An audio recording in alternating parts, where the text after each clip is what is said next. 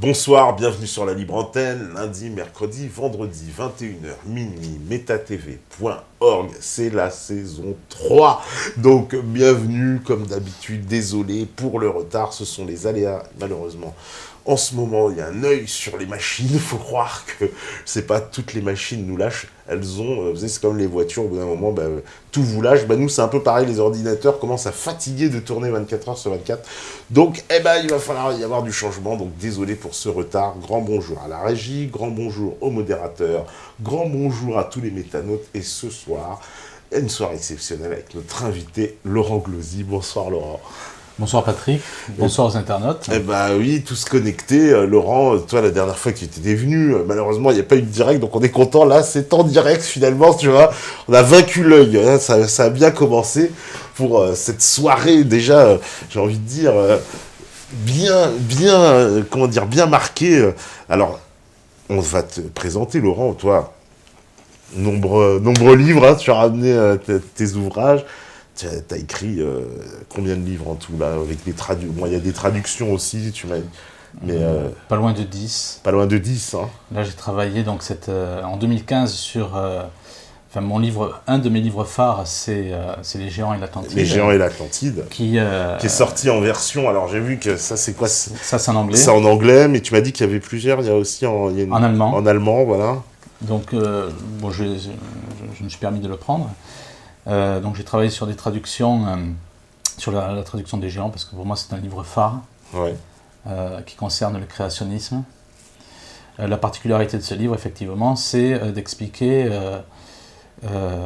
l'existence des géants par rapport à la Bible, l'existence de l'Atlantide, expliquer pourquoi on ne parle pas de l'Atlantide alors qu'il y a toutes les preuves qui démontre l'existence de cette île, hein, entre le... Oula, là on est déjà sur l'Everest, là, en train de... Voilà. de surfer. Et en fait, ce qui est passionnant, c'est qu'on trouve des prêtres, il y a 100 ans, il y a 200 ans, des historiens, des gens tout à fait autorisés, qui parlent effectivement des géants, qui écrivent à leur roi. Je parle par exemple... je pense à Pigafetta, par exemple, qui parle des géants, qui écrit au roi d'Espagne, disant qu'il a vu des géants. Oui, il y a toute une... on sait qu'il y a toute une mythologie, on va dire, même, planétaire sur récent. les géants, c'est ça? Oui, c'est-à-dire que même on trouve des journaux qui existent encore aujourd'hui, je pense à La Croix, qui a bien changé, hein, effectivement, qui parle de la campagne du Rif au Maroc, où l'armée française trouve... donc dans les années 20, au Maroc, hein, de la région de l'Atlas, des géants avec une langue complètement inconnue. Donc ça lance... Vivant? Tout à fait, oui, vivant. C'est mentionné dans le livre avec une référence précise du périodique La Croix. Donc, il vivait dans le Rif marocain. Tout à fait, oui. Et l'armée française donc, les capture, et il parle effectivement de géants qui pratiquent une langue inconnue. Et donc ça lance l'interrogation d'un peuple venu de l'Atlantide. Et il y a plusieurs cas comme ça. Il y a le cas aussi de la Sardaigne. Si tu vas en Sardaigne, effectivement, les Sardes, il y a donc des tombes nurag, hein, donc de l'art nurag, hein, qui parlent de tombes gigantesques. Et il y a le bulletin d'archéologie française en 1953, même le Figaro, qui parle de 2 squelettes qui faisaient 3 mètres. D'accord. Il y a Malte aussi, je crois. Il n'y avait pas d'histoire avec Malte, les géants, la ville qui a été construite par les géants. Alors ça, c'est encore autre chose. À Malte, moi je n'en parle pas dans mon livre, mais il s'agit d'un hypogéum, c'est-à-dire une construction souterraine sur 2 ou 3 étages qui a été découverte par un prêtre en 1907. Et ce prêtre, donc, parle d'une construction complètement...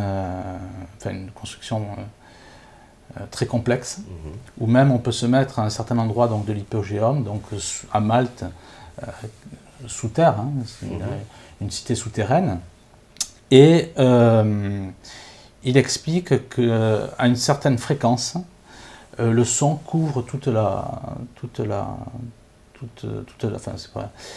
cette construction souterraine. Ça veut dire qu'il y avait une notion à cette époque, bien avant donc, notre civilisation, une notion de l'acoustique. Voilà, c'est ce qu'on retrouve aussi dans les grottes, c'est tout à fait officiel parce que même France Inter en a parlé. Donc on tombe sur des cas tout à fait passionnants où il y a aussi des personnes qui, si on veut s'étendre sur ce sujet, qui expliquent que par exemple tous les dessins d'art pariétal dans les grottes ne sont jamais à l'entrée d'une grotte mais dans les endroits les plus obscurs. Et ce sont des dessins qui sont extrêmement complexes avec des notions des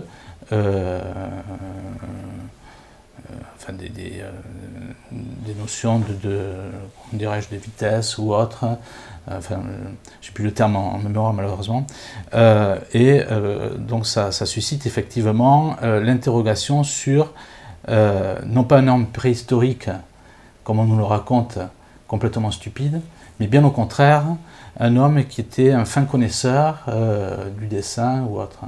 Et ça, c'est raconté par une personne aussi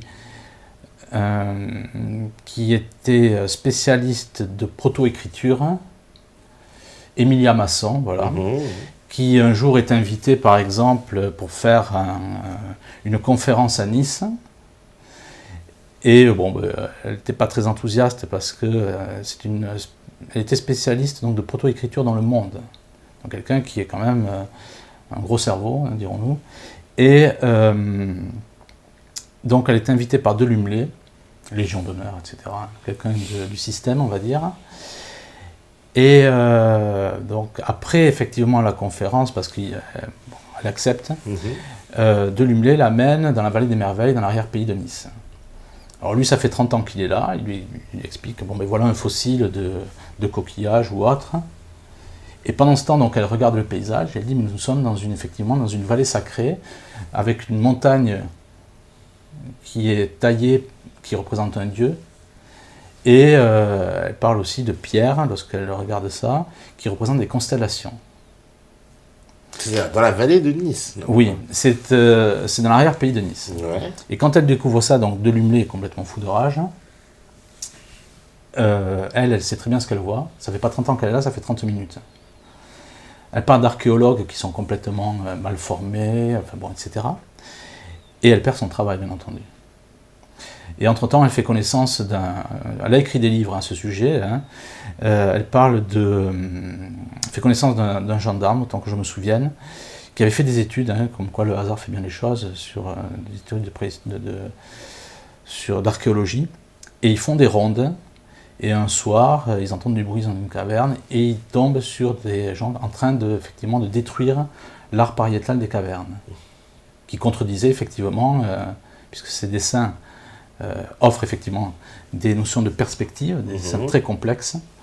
Donc ça contredisait la version d'hommes préhistoriques complètement abrutis. Donc c'est des gens qui étaient en train de détruire des dessins. Oui, on a trouvé ça dans d'autres cas. En tout cas, pour le cas de la Vallée des Merveilles, donc c'est passé en procès. Ce qui n'a jamais été prouvé, c'était le lien avec Delumelet. Et on a la même chose avec Glen Rose au Texas, où on trouve par exemple des traces, des empreintes de pas de géants avec des pas de dinosaures. Ah oui, et c'est la BBC qui avait fait un reportage. Il y a eu plusieurs reportages là-dessus. Oui, mais parce qu'ils l'ont fait en direct, on a moulé dans un fleuve, on a retiré la trace et il y avait bien des traces. Oui, mais même depuis les années 30, donc, il y avait des études donc, à Glen Rose. Et donc il y avait aussi des gens qui sortaient de l'université, qui ont vu ça, ça contredisait complètement leurs convictions. Et qui ont essayé donc de détruire les plaques de grès où effectivement on voyait ces traces qui corroboraient la théorie donc de géants ou voire d'hommes, d'hommes qui auraient côtoyé les dinosaures. Et donc là nous retombons encore une fois sur la Bible, sur par exemple le passage de Job 30-15 pour être précis, ou du Léviathan. Le mot dinosaure n'existe pas encore. Le mot dinosaure apparaît dans les années 1850, mais par exemple dans Job 30-15, on parle du Behemoth. Alors c'est assez intéressant parce que dans les on démarre fort, hein. Mais dans les Bibles modernes, le mot Behemoth, comme il dérange, on le traduit par hippopotame. Mais la description que l'on fait du Behemoth, où l'on parle de muscles des reins, d'une queue forte comme un cèdre, etc., ne peut pas être celle d'un hippopotame. Donc la question est, quel est cet animal que Job a vu ? Et ça correspond typiquement, effectivement, à un dinosaure. Ça voudrait dire quoi? Que les hommes de l'époque de la Bible, ils auraient vu des dinosaures? Tout à fait, il y a plein de cas comme ça. Il y a par exemple un évêque qui est enterré, je crois, à Canterbury, en Angleterre, où sur sa tombe, qui est à l'intérieur de la cathédrale, il y a des dessins de dinosaures. Hein. Et ils ont mis un tapis dessus qui masque, mais on retrouve ça aussi sur la porte d'Ishtar, on retrouve ça sur des mosaïques romaines. Il y a aussi les Japonais en 1974-79, un chalutier japonais qui a pêché donc un plésiosaure, un dinosaure marin en fait, et ils en ont sorti un timbre. Mais il y a plusieurs cas. Le cas aussi qui est très intéressant, c'est celui de Mary Schweitzer, qui n'est pas créationniste, c'est-à-dire qu'elle n'explique pas les découvertes, qui n'a pas, je dirais, une observation par rapport à la Bible. Et elle est fortement gênée parce que dans le Montana, elle trouve un squelette de dinosaure avec donc des tissus veineux intacts, une chair donc qui est intacte aussi et qui n'est pas dans la glace. Hein. Donc il faut aller voir sur les références. Ça veut dire quoi, qu'il avait été tué récemment, c'est ça? Ça veut dire surtout qu'on retombe sur un schéma de la Bible où la Terre n'a pas 4 milliards d'années, comme on l'entend maintenant. Mais il faut savoir que par exemple jusqu'à la Révolution française, les scientifiques donc exposaient l'âge de la Terre par rapport à la Bible.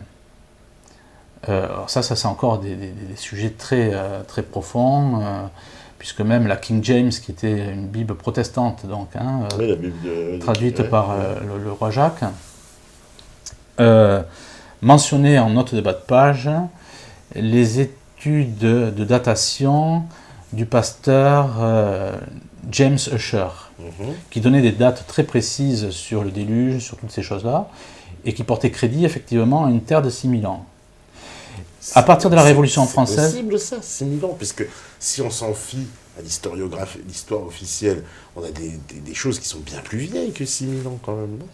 Oui, mais après, encore faut-il le prouver, ce qui n'est pas le cas. Bien souvent, les gens se basent sur le Sphinx. Voilà, par exemple, les pyramides. Oui. Bah, si j'écoute Jacques Grimaud, j'écoute tout ça, on me dit qu'elles ont 15-20 000 ans. Alors, voilà. alors mettons-nous d'accord. On peut approfondir ce sujet. Non, mais tu sais pas. C'est-à-dire que tu me dis en fait que la Terre, elle aurait 6000 ans si on en suit évidemment la Bible, mais clairement, toutes les démonstrations scientifiques, les preuves scientifiques nous démontrent qu'elle est plus vieille, non? Au contraire, il n'y a aucune... ce qui est intéressant de remarquer, c'est qu'à partir de la Révolution française, il y a un glissement, c'est-à-dire qu'on quitte au fur et à mesure cette courte périodicité des 6000 ans, où on dit que la Terre aurait 6000 ans, et l'univers aussi, et on glisse petit à petit sur 100 000 ans, sur des millions d'années, pour arriver à des milliards d'années, c'est-à-dire 4,5 milliards d'années à l'heure actuelle. Et ça, c'est très bien expliqué par le docteur Dominique Tasso, donc, qui est docteur en philosophie, qui a fait l'école des mines, et qui raconte très bien que chaque fois, ces évaluations donc, de datation, de 100 000 ans, 2 millions d'années jusqu'à aujourd'hui des milliards d'années, sont données, ça c'est tout à fait intéressant, avec 5% d'erreur. C'est-à-dire, bon, ça a 100 000 ans, mais on s'accorde 5% d'erreur. À chaque fois, on glisse comme ça, pour arriver à 4 milliards à l'heure actuelle. Alors, il y a toute une histoire où on peut étudier, par exemple, c'est ce que fait en Russie le professeur Lalomov sur la sédimentation des fonds marins ou autres, toutes ces choses-là, où l'on voit que la Terre ne peut pas avoir plusieurs milliards d'années. Il y a aussi l'étude de Lyell sur les chutes du Niagara, parce qu'il y a une érosion qui se fait. Mais si on prend effectivement le schéma du déluge, où la Terre était encore meuble, donc l'érosion était beaucoup plus grande. Et on retombe pile poil là aussi sur les 6 000 ans. Le problème de Lyell, c'est que, comme tous les évolutionnistes, ils considèrent qu'il n'y a pas eu de catastrophe sur la Terre à l'intérieur des 30 000 ans. Donc ils sont sur une régularité, on va dire, de l'observation qu'ils projettent sur plusieurs milliers d'années. Mais ils ne tiennent pas compte du déluge qui aurait pu amener... Le déluge, il aurait eu lieu quand? Parce que 6 000 ans, ça laisse plus beaucoup de temps. On pense à 2200 ans avant Jésus-Christ. Et comme tu parles des pyramides, c'est tout à fait intéressant. C'est un archéologue, il faudrait que je me souvienne du nom, d'origine grecque, qui a exploité, ou qui a même découvert, je vais retrouver le nom en tout cas, qui a découvert les systèmes de datation avec la thermoluminescence, et qui explique que la moitié des pierres qui composent la pyramide de Khéops renferment des fossiles de coquillages complètement intacts. Ce qui veut dire que, et je cherche encore le nom de cet archéologue qui a fait même des études à Bordeaux et à Londres, donc c'est quelqu'un qui a des diplômes tout à fait officiels. Et il explique donc très bien, il dit que la moitié des pierres de la pyramide de Khéops renferment des fossiles de coquillages complètement intacts. C'est-à-dire qu'il n'y a pas de fossiles de coquillages qui ne sont pas intacts. Ce qui veut dire, ce qu'on peut penser, c'est qu'il y a eu un point d'eau qui a duré un certain temps, mais pas suffisamment longtemps pour que les coquillages soient usés. Et donc on tombe pile poil sur la théorie du déluge, effectivement, qui concerne la Terre entière. Mais ça veut dire, c'est 6 000 ans, ça paraît quand même très oui, ça peu. paraît. Oui, ça paraît très peu, mais lorsqu'on regarde par exemple différents phénomènes. Mais quel est l'intérêt des scientifiques de mentir sur cette affaire? Ça, je comprends pas. Eh bien, c'est comme avec l'univers. C'est-à-dire que, comme Darwin ne peut pas être prouvé, c'est-à-dire que de la matière morte viendrait la matière vivante, comme ça on ne peut pas le prouver, donc on va l'enterrer dans des longues périodicités, c'est-à-dire dans des endroits où on ne peut rien vérifier. Et donc on balance un dogme, parce que le problème de Darwin, c'est si on parle de l'évolution des espèces, il faut une longue datation pour le rendre crédible, même si ça ne l'est pas, parce que Darwin n'a rien démontré à ce niveau-là. Donc il faut une longue périodicité, et on enfouit donc dans des temps très lointains des théories qui sont invérifiables. Et nous avons la même chose avec l'astronomie, où on nous parle de milliards d'années-lumière. C'est la même technique pour, effectivement, balancer des dogmes. Mais les techniques carbone 14, tous les gens qui font des tests scientifiques, il y en a énormément, et qui trouvent des fois des choses qui sont datées de 10 000 ans, 20 000 ans, 30 000 ans, même 200 000 ans, j'ai déjà vu 300 000 ans. Oui, tout à fait. Alors le problème du carbone 14, c'est que le carbone 14, il y a deux choses. C'est qu'on peut faire des études par rapport à la vie du carbone 14 qui est de 5735 ans, ou 5700 ans, on va dire. Et après, donc, il y a une détérioration qui ne permet pas, effectivement, de faire une datation précise. Et il y a un second point, c'est qu'ensuite, il faut tenir compte du milieu dans lequel a vécu, entre guillemets, l'objet étudié.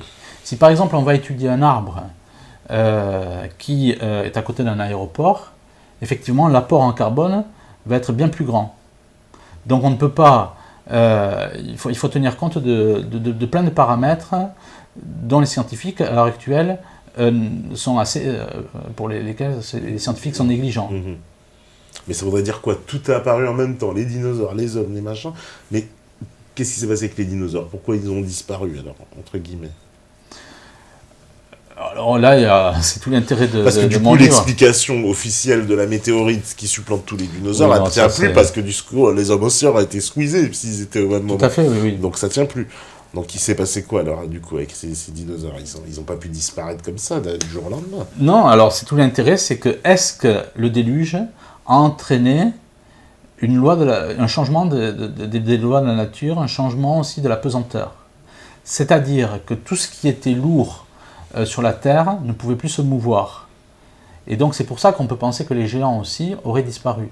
Et on remarque que les dinosaures qui auraient survécu sont les dinosaures marins, où l'attraction est moindre, effectivement, dans l'eau.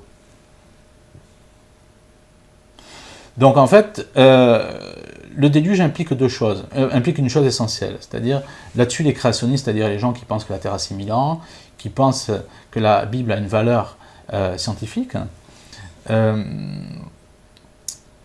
certains donc pensent que le déluge a entraîné un changement, enfin a entraîné l'inclinaison de l'axe de la Terre. Ce n'est pas général. Certains pensent que c'était déjà existant, etc. Dans le cas d'une Terre qui est ronde. Mais j'en reste là. J'en reste là. Parce que là, on est déjà sur l'Everest. Après, c'est ISS. Si on prend le cas, et ça, c'est la théorie du docteur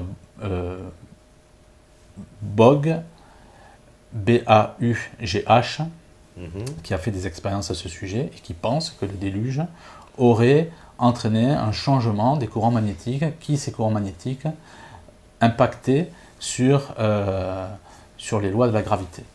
Donc tout ce qui aurait pu être avec une forme gigantesque, y compris les arbres, aurait disparu à la suite du déluge. Ce sont des théories, mais en tout cas, on voit bien à l'heure actuelle, par rapport à l'observation de l'archéologie, que les dinosaures sont tout à fait récents.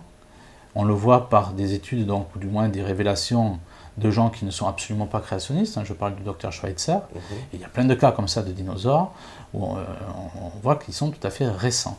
Mais ça voudrait dire que, si je continue dans cette logique, que l'homme, s'il cohabitait avec ces dinosaures à la même période, il était censé avoir des technologies, des techniques, pour pouvoir se protéger de ces dinosaures, parce que visiblement, ils étaient assez dangereux quand même. Non, pas nécessairement. Je sais pas, des gros tyrannosaures, bon, c'est vrai que c'est un peu l'imaginaire, mais quand même, il y a tout un tas de bêtes assez horribles dans les dinosaures. Mais quand on parle de théorie, bon, ça c'est pour en revenir au livre sur les géants, il faut reprendre le prix Nobel de chimie américain qui s'appelle Frédéric Soddy, S-O-D-Y, et en 1921, donc, il dit, à propos de l'Atlantide, que la civilisation de l'Atlantide était bien plus avancée que la civilisation d'aujourd'hui. C'est quelqu'un qui est prix Nobel de chimie en 1921. Je suis précis, comme ça on peut vérifier. Ah oui, parce que les sources, que des sorciers. Il y a d'autres personnes qui parlent de civilisation beaucoup plus avancée, et on situe l'Atlantide à 1200, 1250 ans, on va dire, 1226 ans pour la disparition de l'Atlantide avant Jésus-Christ. 1226 avant Jésus-Christ. Oui, c'est pour ça que tout l'intérêt de ne pas révéler ou de ne pas parler de l'Atlantide gêne effectivement parce qu'on tombe sur le cas d'une civilisation plus avancée que la nôtre. Mais quel est l'intérêt de cacher cette information? Sincèrement, c'est quoi l'intérêt de nous cacher un passé historique d'une civilisation qui nous aurait précédé, technologiquement avancée? C'est très simple. Qu'est-ce que ça peut avoir comme incidence politique, clairement, dans notre monde aujourd'hui, de le savoir? C'est très simple. C'est que si on analyse ces choses-là, par exemple le docteur De Kennes, qui est un spécialiste...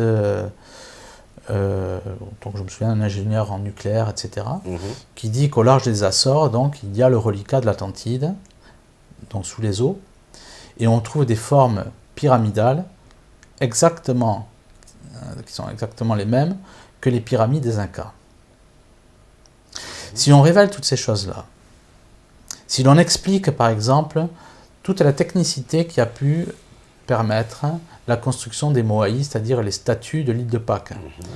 Où, là encore, je peux prendre des archéologues qui expliquent qu'il aurait fallu, avec les techniques actuelles, 6 personnes et 1 année pour tailler seulement la tête d'un Moai. Je rappelle qu'une statue Moai peut faire 14 tonnes, et on en trouve plus de 1000 sur l'île de Pâques. Et on a 6 personnes découvert... pour une année, ça va, c'est pas impressionnant. Oui, mais le problème, c'est qu'il y en a 1000. Et là, on parle seulement d'une tête. C'est-à-dire que si on prend les techniques de laser, etc., même à l'heure actuelle, on ne pourrait même pas faire ces statues-là. Et pareil pour les pyramides Inca. C'est-à-dire qu'on retombe pile poil sur ce que mentionne la Bible, c'est-à-dire des civilisations, à savoir des civilisations bien plus avancées que la nôtre.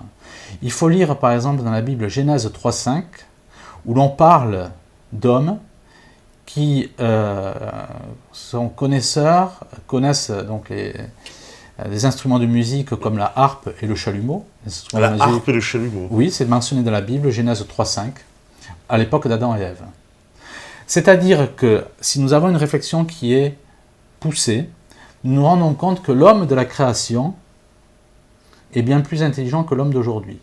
Et nous sommes dans une logique, effectivement, où c'est le péché originel qui entraîne la mort, puisque la mort est une intruse dans le jardin, enfin je dirais dans le paradis d'Adam et Ève. Avant le péché, la mort n'existe pas. Et c'est le péché donc qui va entraîner toute une dégénérescence par l'introduction de la mort, y compris, parce que c'est même un prêtre du XVIIe siècle qui parle de cela. Le péché, donc quand Ève croque dans la pomme. Voilà, c'est même le père Placé qui parle même d'une détérioration même des planètes, etc., etc. C'est-à-dire que ça concerne tout. Rien n'est épargné par l'introduction de la mort, par les conséquences de ce péché. C'est-à-dire qu'en fait, si l'on pousse ce raisonnement, nous retombons sur des civilisations qui nous ont précédés, qui sont bien plus avancées que la nôtre, et donc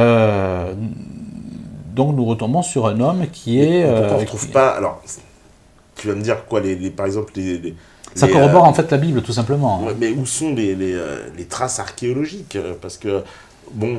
Ah ben il y en a plein. Mais seulement le problème, c'est que quand les gens les trouvent, soit on les met en prison. Alors on peut parler des pierres d'Ica. Ah oui, les pierres d'Ica, j'en avais parlé déjà ici. Oui, voilà. Donc, oui, ouais, mais là, puisqu'on parle de civilisation, on va dire, technologiquement avancée... Bon, on peut parler des pyramides Inca. On peut imaginer que, par exemple, regarde, notre civilisation, si demain elle s'effondre, ce que je ne souhaite pas, mais bon, imaginons, mais c'est qu'elle s'effondre complètement. On va retrouver des traces, forcément, avec toutes les infrastructures, les aéroports, les entrepôts, les ports, les machins. On va retrouver tout un tas d'infrastructures. Et pourquoi on ne retrouve pas l'équivalent de cette Atlantide? On le trouve. Mais où? On trouve ça, par exemple, dans un temple en Égypte, dont je mentionne le nom aussi dans mon livre, où on retrouve des maquettes d'avions. Et à plusieurs endroits, on retrouve aussi des maquettes d'avions chez les Incas. Ouais. C'est aussi le docteur, un docteur égyptien aussi, qui a trouvé un oiseau qui était un oiseau sans plumes, sans pattes. Et quand il a étudié effectivement cet oiseau qui était présenté au musée d'archéologie du Caire, il l'a mis en soufflerie. Dans une reproduction en balsa, et il s'est rendu compte qu'effectivement ce prototype présentait toutes les meilleures caractéristiques aérodynamiques. Un oiseau. Donc ce n'était pas un oiseau, parce qu'il n'avait pas, on le présentait comme oiseau. Ouais, on le présentait comme oiseau, mais c'était pas. Donc ça pouvait être un avion, et on trouve, que ce soit chez les Incas ou en Égypte, on trouve comme ça des reproductions d'avions qui datent de Séti Ier, c'est-à-dire plus de 1000 ans avant Jésus-Christ. On trouve plein de cas comme cela. Ouais, c'est toujours compliqué parce que ce sont que des représentations, et tu viens de nous expliquer que c'était très difficile de dater, tu vois, alors c'est toujours ça. Non, ça n'a rien à voir. C'est-à-dire, si on parle par exemple d'un temple, où on sait de quelle époque date ce temple, et si on trouve par exemple le dessin d'un sous-marin, le dessin effectivement d'un avion, on sait très bien quand est-ce que ce dessin a été reproduit. Là, ça ne concerne pas des choses que l'on prétend effectivement faire remonter à des milliers et des milliers d'années. C'est une histoire qui est, somme toute, récente, je dirais. Et donc, tu vois, je fais comme à la télé, sans transition, je vais faire le lien direct avec ton dernier ouvrage. Hein, c'est le professeur Litsiris, Ioannis Litsiris, le nom me revient, qui a Oui. fait cette étude, donc le professeur Ioannis Litziris, donc qui est d'origine grecque effectivement, et qui est diplômé de plusieurs écoles d'archéologie, qui a travaillé sur la thermoluminescence et qui est même l'inventeur de ce mode de datation, et qui explique que la moitié des pierres, voilà, sont les pierres des pyramides, de la pyramide de la grande pyramide, donc la pyramide de Khéops. La moitié des pierres sont composées, enfin renferment des fossiles de coquillages intacts. Voilà, c'est le nom m'est revenu. D'accord. Bon, ben. Pour faire le lien, justement, est-ce que ce sont ces gens-là, alors ça c'est ton dernier livre, Pédosatanisme et franc-maçonnerie, est-ce que ces gens-là ont un rapport alors avec le fait de nous cacher un peu cette histoire du monde alors Oui, tout se tient. C'est-à-dire que lorsqu'on a... Il faut Ah ben c'est bien, alors, vas-y. Il faut comprendre que nous sommes... l'histoire que l'on observe, la science que l'on observe, ou que l'on nous présente, comme on voudrait nous la faire croire, est présentée effectivement où à la base on retrouve des financiers, des grands financiers. Je pense au Rockefeller, au Rothschild, etc. Et il faut savoir pour qui ces gens travaillent et contre qui ces gens travaillent. Si l'on n'a pas dans l'esprit, effectivement, et pour mettre les pieds dans le plat, puisqu'il faut dire les choses comme elles sont, sans embâge, nous sommes dans une situation où la Terre n'est que le reflet du combat qui se passe dans le ciel, entre deux hiérarchies. La hiérarchie de Dieu, en tant que catholique, donc je dirais la hiérarchie de la Sainte Trinité, et la hiérarchie, effectivement, de Lucifer. Donc il y a un combat entre les deux dans le ciel. Et la Terre n'est que le reflet de ça. C'est un paradigme chrétien que tu nous dis là, catholique. Non, mais même je peux parler de... Non, mais même un musulman... pas d'entendre parler. Non, au contraire, un musulman sera tout à fait d'accord avec moi. Avec la Trinité ?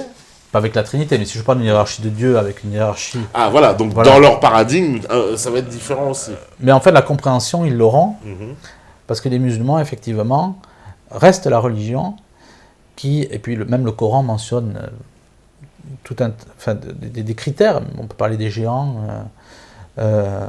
entre autres. Le musulman qui a lu le Coran sera tout à fait d'accord avec ce genre d'analyse. C'est pour ça, entre autres, je dis bien, le monde de l'islam dérange le monde moderne. Parce que c'est la seule religion, à l'heure actuelle, qui n'est pas tombée, on va dire, dans un formatage du mondialisme, des nouvelles sciences, etc., etc., etc. Donc le musulman a tous ses repères, a gardé tous ses repères par rapport à cette compréhension des explications que je donne. Dans ce paradigme-là, parce que, excuse-moi de te couper, parce qu'il y a des gens qui raisonnent dans un paradigme différent, ceux qui, par exemple, pensent que, justement, que les religions ont connu un âge qui a précédé les religions abrahamiques, dans lesquelles il y avait une espèce de religion mondiale, naturelle, etc., eux n'acceptent pas cette version... justement, on va dire... Mais quelle religion ? Quelle religion ? Sumer ou autre, je ne sais quoi, parce que là aussi... Par exemple. Bon, mais Sumer, par exemple... Par exemple, je dis par exemple. Oui, bon, mais Sumer, on pourrait en parler. Il y a des contradictions. Par exemple, lorsqu'on prend le cas du déluge avec Sumer, autant que je me souvienne, effectivement, on lâche la colombe et le corbeau après. Ce qui est complètement impossible parce que le corbeau est un oiseau carnassier, donc il aurait mangé la colombe. Or, dans la Bible, le corbeau est lâché en premier et la colombe après. Et donc là, c'est tout à fait possible. Il y a plein de cas où, effectivement, Sumer, les tablettes de Sumer ne sont pas crédibles. Et il y a même des scientifiques qui ont trouvé des contradictions par rapport à des archéologues, qui contredisaient effectivement... bon, je ne suis pas spécialiste des tablettes de Sumer, j'ai fait un article là-dessus néanmoins, qui est sur Internet, et on a mis de côté, effectivement, ces découvertes. Pourquoi Sumer existe ? Et j'en reviens à la question du départ, c'est parce que nous sommes dans une situation où on veut imposer aux populations la perte de la religion pour arriver à l'avènement de l'Antéchrist. Et donc, pour arriver à l'avènement de l'Antéchrist, il faut que les gens perdent toute notion effectivement de Dieu. Donc pour les catholiques ou les chrétiens, ça sera un Dieu trinéen ou un Dieu trinitaire ou un Dieu, de Dieu. Il faut qu'ils perdent ces références-là. Parce qu'un homme sans Dieu est un homme à qui on peut présenter ensuite, on peut l'amener vers l'avènement de l'Antéchrist. Oui, mais juste et ça, je peux le démontrer par la science. Mais pour bien spécifier les religions qui ont précédé les religions abrahamiques, donc catholicisme, islam, etc., judaïsme, aujourd'hui, est-ce que ces religions-là, elles ne se sont pas inspirées, elles ne se sont pas bâties sur un socle qui était déjà préexistant, justement, et qu'elles ont, j'ai un mot vulgaire, remixé, entre guillemets, les choses qui étaient déjà là pour les adapter à une espèce de nouvelle réalité. Non, le judaïsme précède le christianisme. Mais enfin, Ah oui, non, mais ça, il n'y a pas de problème. Mais il n'y a pas quelque chose avant le judaïsme. Oui, mais c'est là où il faut revoir toutes les périodicités, etc., etc. Si on n'a pas cette notion, effectivement, des 6000 ans, on se perd effectivement sur des religions où on prête effectivement des religions qui seraient antérieures. Mais elles ont existé, Ishtar, Mitra, les divinités grecques, les divinités égyptiennes, enfin, oui, il y a encore... tout à fait, et enfin, tout à fait. C'est tout à fait intéressant comme réflexion. Et là, quand on lit la Bible, qu'est-ce qu'on a ? Eh bien, on a l'histoire du déluge. Et on a l'histoire avec Cham, qui est un des 3 fils, effectivement, de Noé. Qui est noir. Non, il n'est pas noir au début, mais il va donner naissance, effectivement, à la race noire et aux dieux égyptiens. Mais Cham a quelque chose qui existait avant le déluge, de commun avec les enfants d'Adam et Ève, avec Caïn. Il est le fils qui est congédié, je dirais, parce que Noé fait pousser une vigne, il ne connaît pas les effets du vin, donc il est à moitié nu. Et Cham se moque de lui, et donc Noé le répudie. Et c'est Cham donc qui va donner naissance aux faux dieux, etc., etc., etc. Et en plus, à tous les Africains, c'est raciste. Non, je rigole, mais c'est un peu bizarre, parce qu'en plus, Cham, si je traduis en anglais, Shem, c'est la honte aussi, en anglais. Ça se ressemble un petit peu. Shem, on peut parler aussi de l'arabe, mais enfin, ça n'a rien à voir. Shem, c'est la honte en arabe aussi, oui. Bah, réfléchir. La chouma. La chouma, ouais. Donc, ces religions qui sont antérieures au christianisme sont tout à fait décrites par la lecture de la Bible.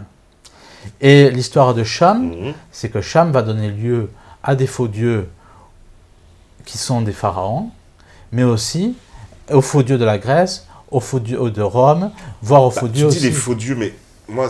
Parce que ce sont des démons, tout simplement. Ce sont des démons ? Tout à fait. Mais est-ce que, sans rentrer, parce qu'évidemment, on va parler plus des livres, mais sans rentrer dans un débat théologique profond, quand, par exemple, tu me parles de Trinité, moi, à mes yeux, je peux faire un lien avec la Trinité égyptienne, Isis, Osiris, Horus, le Père, le Fils, le Saint-Esprit, sachant qu'en plus, si je m'en fie, en plus je pousse mon raisonnement encore plus loin, je me dis, le Père, le Fils, le Saint-Esprit, quand je prends justement cette histoire d'Osiris, de Isis et de Horus, Osiris étant son propre père, Horus étant son propre père, il est à la fois mort et puis donc il est à la fois fils et son propre père, donc comme le Saint-Esprit finalement. Oui, non parce que alors Crombette parle de ça. Crombette est un égyptologue, entre autres, qui est le premier, parce qu'on prête, les francs-maçons, bien entendu, réécrivent l'histoire à leur convenance. Ils prêtent la lecture des hiéroglyphes à Champollion, qui était franc-maçon. Champollion a fait beaucoup d'erreurs. Crombette décède en 1971, mais il n'est pas le seul, il y a d'autres personnes qui parlent de cela. Crombette, donc, lui, lit les hiéroglyphes à partir de la connaissance du copte ancien.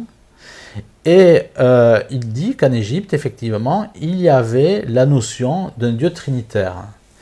S'il n'en a pas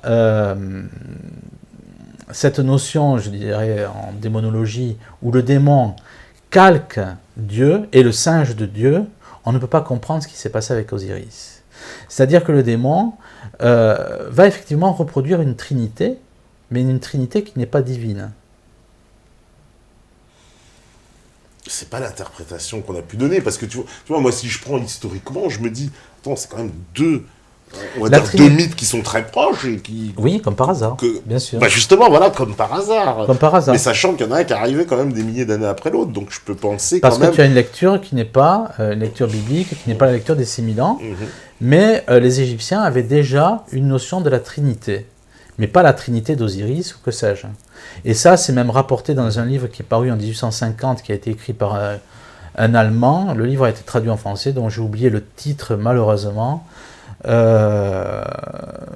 y a plusieurs, effectivement, donc il y a Fernand Crombette, mais il y a d'autres personnes qui parlent effectivement d'un monde qui connaissait déjà un Dieu, et sur la terre entière, un Dieu un et trine. Voilà. D'accord. Bah alors justement, encore le lien avec toujours ton livre. Mais tu voulais rajouter quelque chose ? Non. Bah, voilà, parce que dedans, tu nous décris en fait tu commences par nous décrire les sociétés secrètes. Alors évidemment, les fameuses Illuminati. Parce que ce terme-là, alors aujourd'hui, quand on dit les Illuminati, c'en est presque... tu sais, quelque chose qui est entre la légende et la blague, enfin, tu vois, on ne sait plus où se situer avec cette info-là. Quelque chose qui a envahi Internet, au point de devenir très caricatural, non mais il faut bien le dire. Voilà, tout ce sujet, dès que les gens voient une pyramide quelque part, maintenant tout le monde saute sur sa chaise. Donc, qu'est-ce qu'il en est vraiment de ces Illuminati? C'est quoi? Parce que voilà, moi je suis comme tout le monde, j'ai vu 1 million de vidéos là-dessus, je connais l'histoire d'Adam Weishaupt, 1776, on a repris le logo, il paraît, ils l'ont remis sur le dollar et compagnie, etc.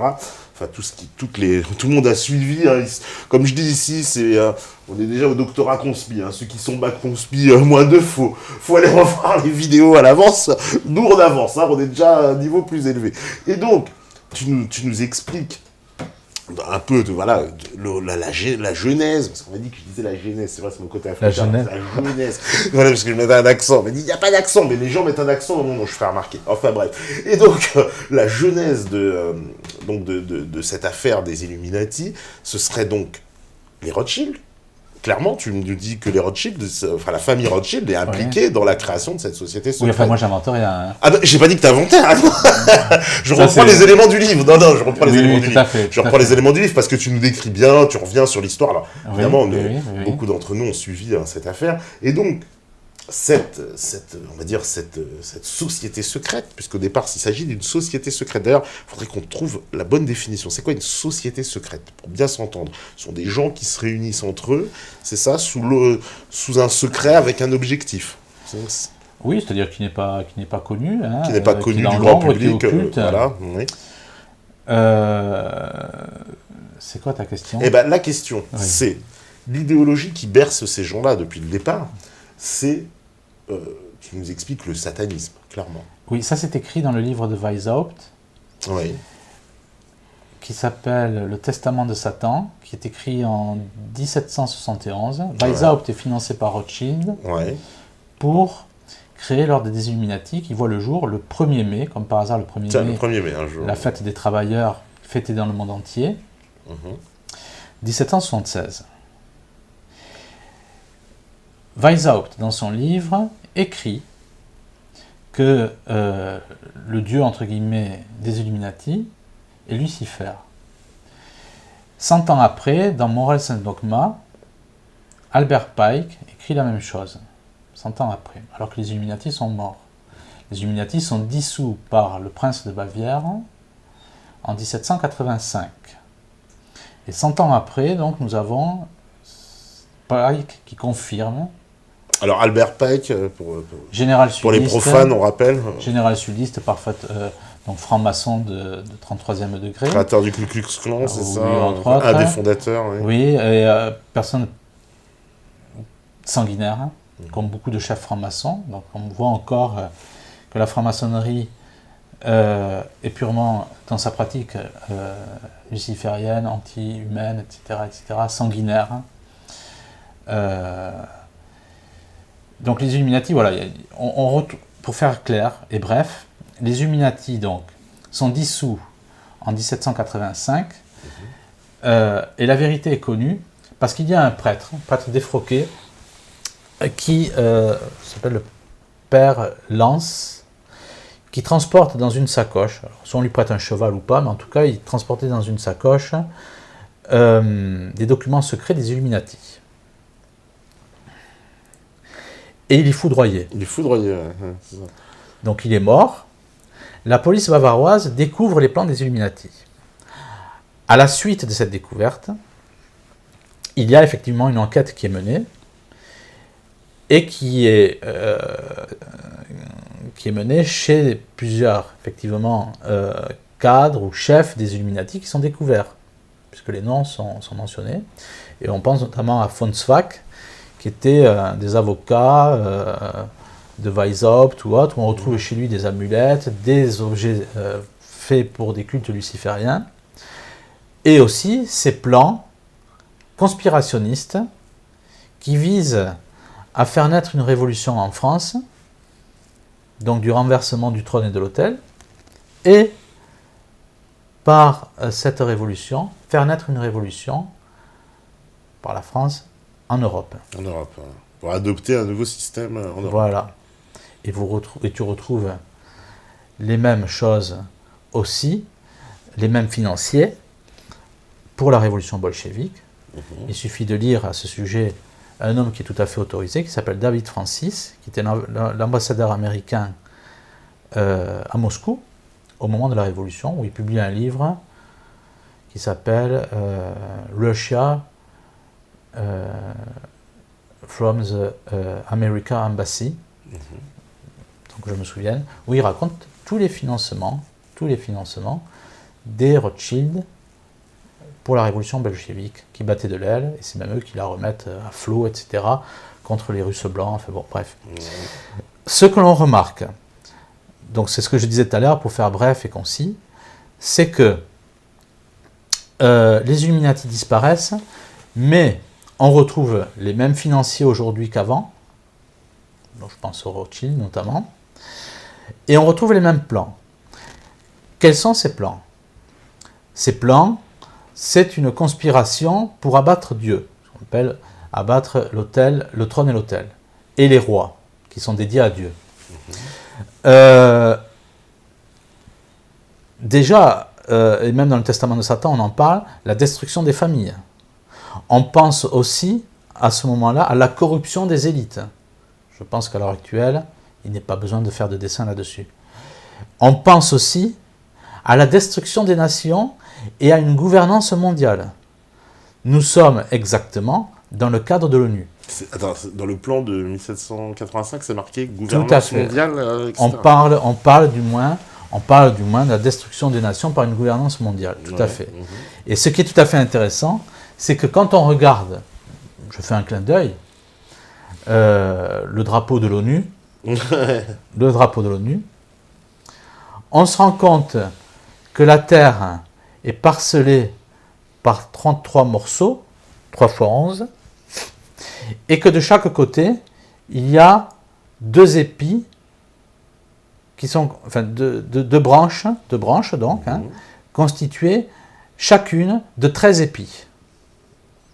Nous sommes véritablement dans une numérologie maçonnique. Mais sans entrer jusque-là, ça c'est pas une preuve, c'est un indice. Mais du temps de Weishaupt, on parle de la destruction des nations, on parle de la destruction de Dieu, grosso modo, on parle de destruction de la famille, corruption des élites, etc. Il y a plusieurs points comme cela. Nous tombons pile poil sur ce qui se passe aujourd'hui avec les mêmes financiers. Et il y a même dans la Revista della Massoneria, qui est une revue maçonnique italienne en 1883. Il y a aussi le journal officiel de la franc-maçonnerie de Leipzig dans les années 1870 qui parle des Illuminati.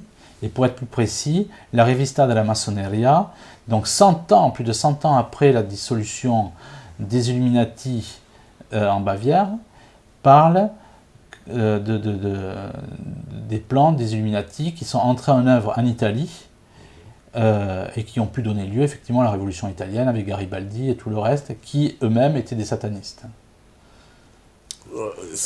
Par rapport à des... Garibaldi, sataniste en quoi? Bon, il était il faut regarder par exemple l'hymne qu'avait écrit Garibaldi ou autre, qui était une dévotion tout à fait à Satan. Mais là, ça demanderait des... Il faudrait que je révise tout ça, parce que... Mais rien n'est le... Il y a Mazzini aussi, Mazzini, qui était... Mazzini, oui. C'est toute l'histoire des Carbonari. Il faut voir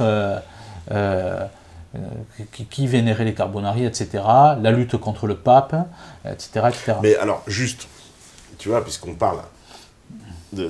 Par exemple, je prends un exemple. Là, tu viens de me parler de Garibaldi.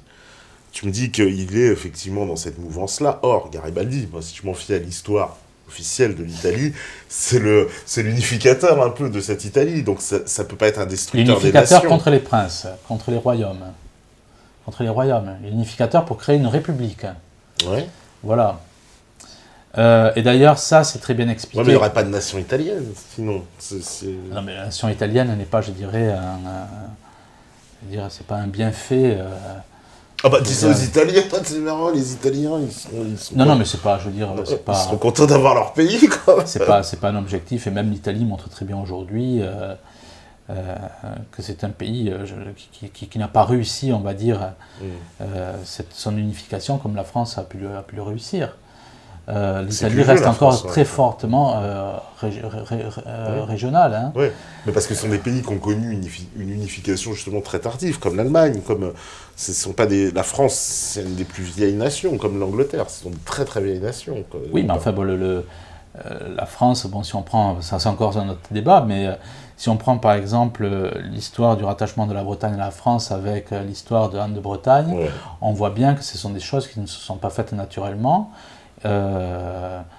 Et que cette unification de la France est la seule qui a marché, qui a réussi. Parce que tu penses qu'elle était sous l'aune catholique, c'est-à-dire sous l'égide du catholicisme, c'est pour ça que ça a fonctionné. Oui, le catholicisme a donné une forte... oui, la France... la France doit tout au catholicisme, bien entendu. Là-dessus, il faut être clair. L'Italie, c'est encore... c'est une autre histoire avec des rois qui ne sont pas des rois italiens ou pour le royaume de Naples ou autre, enfin peut-être une histoire que je ne connais pas censément, donc je ne vais pas m'aventurer sur ce que je ne connais pas, mais l'unification de l'Italie est une unification maçonne, tout à fait. Et il faut reprendre là-dessus les écrits de Marie Rigier, qui est une sœur maçonne, et qui a écrit un livre au début du siècle, où elle explique très bien, là encore une fois, tout le lien entre Satan et la franc-maçonnerie. C'est un livre qui date de plus de 100 ans, non 80 ans. C'est une sœur maçonne au début du siècle, où elle explique très bien, un cas tout à fait intéressant, que le pentacle ou l'étoile qui est cousue sur les uniformes des soldats italiens pendant la Première Guerre mondiale est un pentacle fait pour que le sang versé soit le sang versé offert, donc le sang versé des soldats italiens, soit offert effectivement au pentacle. Donc on voit encore une fois l'essence de la franc-maçonnerie. On n'est pas encore entré dans le sujet, effectivement, démontrant que la franc-maçonnerie est purement satanique. Hein. Mais là, déjà, on a des forts indices. Bah, alors, parce que là, je ne veux pas aller trop vite, c'est pour ça. Oui, d'accord. Chose à préciser d'ailleurs que ce ne sont pas tous les francs-maçons. C'est ce que j'ai bien compris. Si je m'en fie même à ton livre, ou à la déclaration, on en parlait tout à l'heure de Schnoebelen. Bill Schnoebelen. Alors Bill Schnoebelen, voilà, je l'ai marqué. Bill Schnoebelen est un homme qui était catholique, qui a vu que c'est tout le problème de l'Église catholique à l'heure actuelle, qui ne convertit pas parce que le Vatican n'est pas l'Église catholique. Le Vatican est satanique, hein, il faut être très clair, et ça je l'explique dans mon livre. Ah oui, tu les égratines, on en parlera, oui, j'ai beaucoup de choses à dire sur le Vatican. Je suis persuadé que c'est la fausse Église. Hein. Il y a beaucoup de choses à dire, mais pour être précis, on a 3 heures d'émission, je pense qu'on va en reparler. Ah oui, on va reparler du Vatican. Bill Schnoebelen donc, était catholique, quitte l'Église catholique parce qu'il voit très bien que ça ne tient pas la route. Et il est revenu dans Christ, hein, mais chez les protestants, maintenant, mais il a fréquenté l'église de Satan dans les plus hauts niveaux. Et c'est lui qui dit que tous les francs-maçons ne sont pas satanistes, mais tous les satanistes sont francs-maçons. Sont francs-maçons. Parce qu'en fait, la franc-maçonnerie, ce qu'il faut bien comprendre, c'est la contre-église. Nous sommes encore, on parlait d'Osiris, sur la... Satan est le singe de Dieu. Satan n'invente rien. Il essaye de copier. Parce qu'en fait, il veut se faire adorer, il veut prendre la place de Dieu. Donc il veut se faire adorer comme Dieu. Donc il essaye de copier. Adoré par qui? Par l'homme? Par l'homme. Et c'est tout l'intérêt, justement, des satanistes à l'heure actuelle. Un peu contradictoire, parce que l'histoire de Satan, c'est qu'il n'a pas voulu se prosterner devant l'homme à la base. C'est pour ça que Dieu l'a viré. Enfin, oui, non, mais il veut se faire aimer de l'homme, parce qu'il veut prendre la place de Dieu. D'accord. Mais...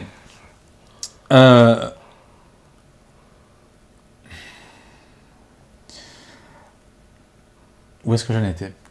Satan, qui, on va dire, qui veut se faire adorer des hommes. Donc la franc-maçonnerie, voilà. Oui, Bill Schnabelen. Donc Bill Schnabelen explique ça. Et donc, il faut bien comprendre que la franc-maçonnerie, qu'est-ce que c'est? En un mot, la franc-maçonnerie est la contre-église. Et on le voit bien dès le premier rite initiatique, oui, avec le ruban sur les yeux. La fameuse cérémonie du bandeau. Voilà, le bandeau, où il y a des témoignages très clair, qui explique que lorsqu'on retire le bandeau, le novice, en fait, est inondé d'une lumière. Oui, tout à fait. Alors, sans vouloir tomber quand même, regarde, je fais mon avocat du diable, là, ça va te plaire.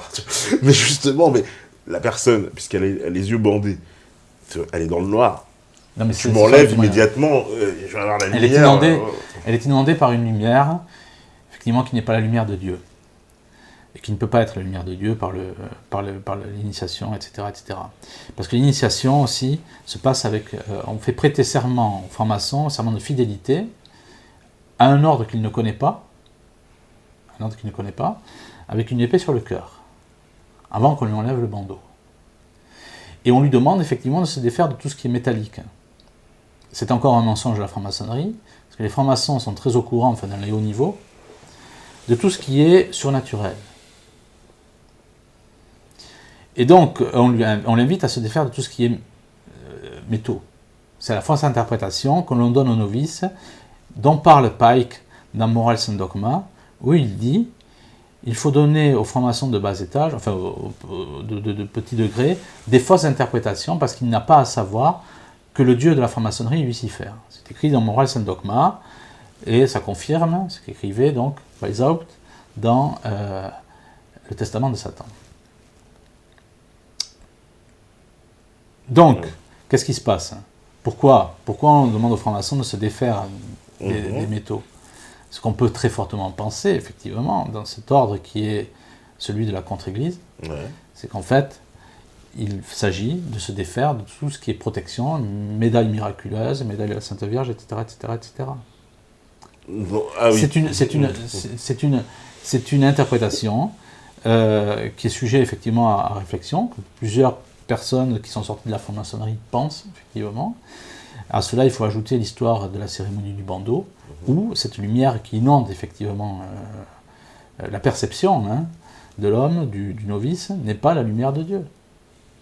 Et puis après, tout ce cérémonial où on doit prêter serment, comme je disais tout à l'heure, sur un ordre qu'on ne connaît pas, mais aussi sur la rédaction du testament avec une bougie, un crâne et que sais-je, tout ça, on voit bien, et ça c'est ce qu'explique Bill Schnabelen, nous ne sommes pas déjà dans le premier grade, nous ne sommes pas dans le règne de Dieu.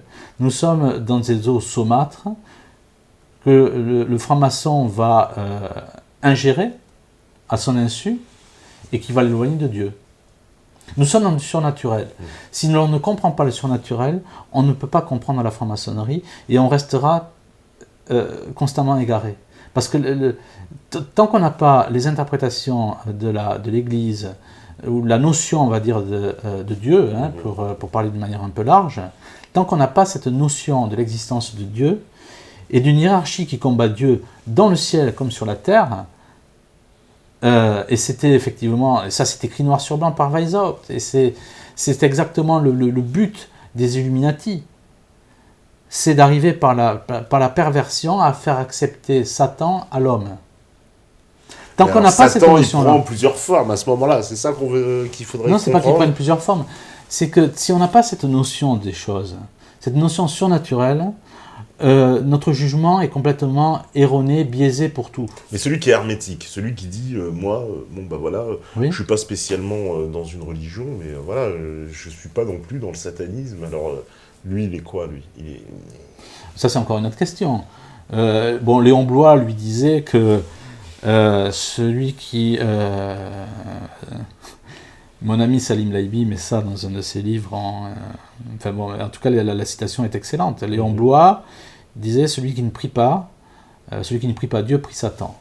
Ah bah, c'est un peu... C'est catégorique, ça, quand même. C'est Léon Bloy qui écrit ça. Ah ouais, c'est-à-dire qu'en fait, ce que ça veut dire qu'il n'y a pas de neutralité dans le ciel. Il y a un camp et son opposé, mais il n'y a pas de neutralité. Donc forcément, si je suis pas... Attention, je Patrick, suis pas catho, musulman ou juif, je suis forcément sataniste. ça n'est pas mon interprétation, mais un homme qui n'est pas avec Dieu est soumis effectivement, je n'ai pas dit qu'il était sataniste dans sa pratique, ça serait porter une accusation qui serait grave, mais c'est un homme qui n'a pas les protections du surnaturel. Puisque pour obtenir les protections du surnaturel, on peut parler du sacrifice de la messe, c'est un moment où les anges descendent du ciel pour venir à ce moment-là, et la présence des anges profite à toute l'assemblée qui vient assister à la messe. Donc, Mais les gens... la croyance, ça, je ne dis pas le contraire. Okay. Je ne dis pas le contraire. Je ne fais pas, je veux dire, d'une réflexion qui s'appuie sur la théologie, je n'en fais pas quelque chose de, je veux dire, une vérité absolue. Ce que je constate effectivement, ce sont des saints qui parlent de cela, hein, mais après, il faudrait développer par des expériences, là ça nous lance sur la théologie, sur la démonologie, sur toutes ces choses, mais d'emblée, on ne peut pas balancer certaines vérités brutes de décoffrage, je dirais, ce qui serait complètement, ça pourrait être vrai ou faux, c'est pas le problème, mais il faut amener les choses étape par étape, il faut amener une réflexion. Voilà, c'est ce que je veux dire. Oui, enfin, si c'est faux, c'est plus une vérité. Non, mais ce que je veux dire, au-delà de la vérité, au-delà de l'erreur, il faut amener une réflexion. Parce qu'autrement, on passe pour quelqu'un qui est uluberlu, et quelqu'un qui dit quelque chose de faux peut apporter quelque chose d'intéressant, parce que il va amener une réflexion. Donc c'est pour ça que d'emblée, enfin ça on s'écarte un peu du sujet, mais d'emblée, c'est comme certaines personnes, par exemple, qui vont dire telle religion est sataniste. Ça n'a ni tête ni queue. Ça n'a ni tête ni queue. Ce sont des affirmations gratuites. Bah oui, mais ils pourraient trouver calquer le même raisonnement, non, aussi, en disant, telle religion, je sais pas, je fais encore mon avocat du diable, mais dans le catholicisme, on boit du vin, pour moi, ça représente le sang, quoi. Enfin, je pourrais voir ça comme ça. Oui, c'est le sang du Christ, mais là, on est dans la transcendance. On me dit, manger ceci est ma chair, est-ce que c'est pas du cannibalisme, un peu, non, tout mais ça? c'est encore... Je fais mon avocat du diable, mais quand même, ce sont des délires... Je ne me permets pas de dire ça par rapport à toi. Non, tu peux, quand je suis l'avocat du diable, je te le droit. J'ai entendu d'un protestant, non, ça n'a rien à voir avec tout ça, c'est qu'effectivement, le sacrifice de la messe n'est pas le sacrifice, pour le Christ, par le sang qu'il verse, et par la transsubstantation, effectivement, qui se passe au moment de la messe, où les espèces, en fait, le pain devient de l'hostie, c'est-à-dire le corps du Christ. C'est un peu cannibale quand même, non? C'est pas... ça c'est une vision... je mange le corps du Christ. Non, mais ça... c'est pas moi qui le dis. D'ailleurs, je fais une parenthèse là-dessus. Les satanistes achètent à plusieurs milliers de dollars un hostie qui est consacré. C'est-à-dire que les satanistes savent pertinemment ce qu'il y a dans un hostie. Les protestants refusent la présence du Christ dans l'hostie, mais il est fortement intéressant de constater que les satanistes, de très haut niveau, considèrent effectivement, et c'est pour ça qu'il y a tout il y a même chez les Templiers, il y avait la cérémonie de la blasphémation des hosties, oui. Parce qu'ils savaient très bien qu'il y a le corps du Christ dans l'hostie. Mais est-ce que c'est pas un... Enfin, Ce sont des témoignages. Hein. Juste avant la pause, parce que là, on va faire la petite... Non, on ne fait pas la pause, on continue. Non, mais t'inquiète, on va rallonger, hein, on nous l'avait déjà prévenu. Mais juste avant la pause, par exemple, le fait que c'est, on va dire, tradition, oui, allez, on va dire ces traditions qui sont implantées dans ces rites, c'est pas un héritage quand même? Bon, je vais encore... Non, le sang, le machin... Non, je vais encore prendre un exemple. L'exemple de Padre Pio. Padre Pio décède en 1968, et 40 ans après sa mort, en 2008, donc on ouvre son cercueil. Son corps est complètement intact. Bon. Première chose. Padre Pio était aussi un homme qui se nourrissait que d'hosties. C'est-à-dire un hostie par jour. Il ne buvait pas, il ne mangeait pas. Et il y a plusieurs saints comme cela qui ne se nourrissaient que d'hosties. Donc on voit bien que les corps, l'imputréfaction des corps, il y en a plusieurs. Hein, je veux dire, c'est pas une chose que j'invente. Tout ça, c'est sur Internet. Ou Sainte Bernadette, même qui voit la Sainte Vierge, etc., son corps est complètement intact. Ou même un des enfants qui est à Fatima, lorsqu'on déterre le corps en 35, en 52, il est complètement intact, et ça, même la Violette. On voit, etc., qu'il y a des phénomènes qui dépassent l'explication scientifique. Pour le cas de Padre Pio, ce qu'il conjugue, c'est qu'effectivement, il conjugue ce miracle de l'imputréfaction du corps, et le fait, effectivement, et il n'était pas le seul, il ne se nourrissait que d'hosties. Donc c'est un cas parmi d'autres qui montre bien, à mon sens, je dis bien, parce que je ne veux forcer personne, que dans l'hostie, il n'y a plus que du pain. Je pourrais parler d'autres cas aussi. C'est une sainte aux Pays-Bas dans les années 1400 et quelques, qui est la sainte des patineurs, dont j'ai oublié le nom momentanément, qui voulait souffrir effectivement des mêmes souffrances que le Christ, et dont le corps se pourrissait, etc. Donc il y avait tout un truc. Enfin bon. Et le Sainte Ludivine. Et Sainte Ludivine, donc le prêtre pensait, on était à Leiden aux Pays-Bas, donc au XVe siècle. Et le prêtre pensait qu'elle était complètement elle était possédée, quoi. Donc il n'a pas voulu consacrer l'hostie, et de fait, il lui a donné du pain. Et elle a recraché en disant non, je ne veux pas du pain, je veux une hostie consacrée. Alors qu'il avait fait ça à son insu. Mais il y a plusieurs cas comme cela. Mais là, encore une fois, ce que je dis là, attention, ce que je dis là, Patrick, c'est la foi du catholique qui parle. Un musulman ou quelqu'un d'autre ne serait pas d'accord avec moi. Bien entendu, hein, je ne fais pas de ce que je crois une vérité universelle. Ouais, c'est un paradigme, quoi. Voilà. Je m'explique sur quelque chose que je crois. Je ne force personne à croire cela.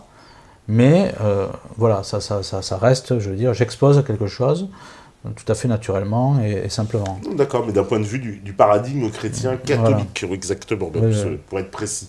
On va faire la petite pause. Bah oui, tu vois, ça passe vite. Bah ouais, tu vois, ça fait déjà plus d'une heure. Hein, ça fait 1h20, quasiment 1h30. Et voilà, la régie, elle est prête, c'est magnifique. On fait la pause, on revient juste après. C'est la libre antenne, c'est Méta TV. Je regarde 2 secondes, tu vois. Voilà, c'est bien ce que je pensais. Il y a 1 million de questions. Mais de toute façon, on aura le temps d'y répondre, vous inquiétez pas, puisqu'on va déborder un peu. Donc on fait la pause et puis on revient juste après. À vous, la régie.